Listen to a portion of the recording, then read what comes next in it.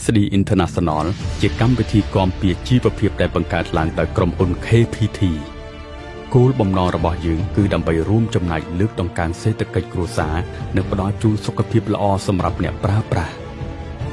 SD International មានផលិតផលគាំពារសុខភាពដូចជាផលិតផលកាហ្វេសុខភាព SD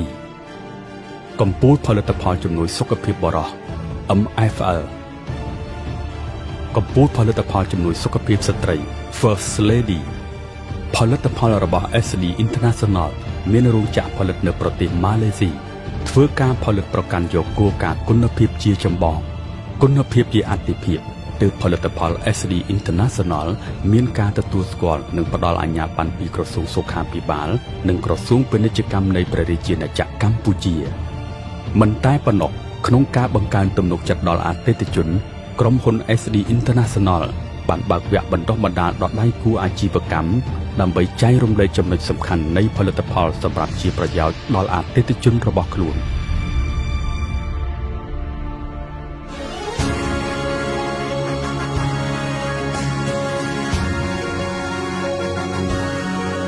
ក្រៅអំពីការចែករំលែកចំណុចល្អៗ SD International ក៏បានបង្កើតនូវកម្មវិធីសប្បាយផ្ដល់រង្វាន់និងលើកទឹកចិត្តដល់ដៃគូអាជីវកម្មរបស់ខ្លួនដែលកម្មវិធីនេះមានតែមួយគត់គឺថ្ងៃច័ន្ទ SD នាំលៀបដោយឃើញចំណុចវិជ្ជមានជាច្រើននិងគោលការណ៍គុណភាពជាចម្បងរបស់ SD ទើបគណៈគ្រប់គ្រងផ្សារជីបម៉ុងបានជ្រើសរើស SD ជាដៃគូពាណិជ្ជកម្មហើយបានផ្ដល់ទីតាំងឲ្យ SD ធ្វើការចែកចាយលក់ផលិតផលរបស់ខ្លួននៅគ្រប់សាខាជីបម៉ុងក្នុងរាជធានីភ្នំពេញ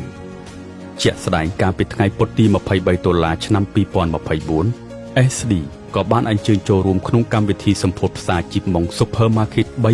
371ក្នុងពេលនោះដែរយើងខ្ញុំក៏បានរៀបចំកាហ្វេ SD ជូនភ្ញៀវកិត្តិយសទាំងអស់ពីសាហើយយើងក៏បានទទួលនូវការ comment សរសើរពីសំណាក់ភ្ញៀវគ្រប់គ្នានៅពាក្យដូចគ្នាថាកាហ្វេ SD មានរសជាតិឆ្ងាញ់ការសរសើរនេះគឺកាន់តែធ្វើឲ្យយើងបង្កើននូវការទទួលខុសត្រូវនិងផ្ដល់នូវទំនុកចិត្តចំពោះអ្នកប្រើកាន់តែខ្លាំងសូមជូនពរជោគជ័យនិងសប្បាយគ្រប់គ្នា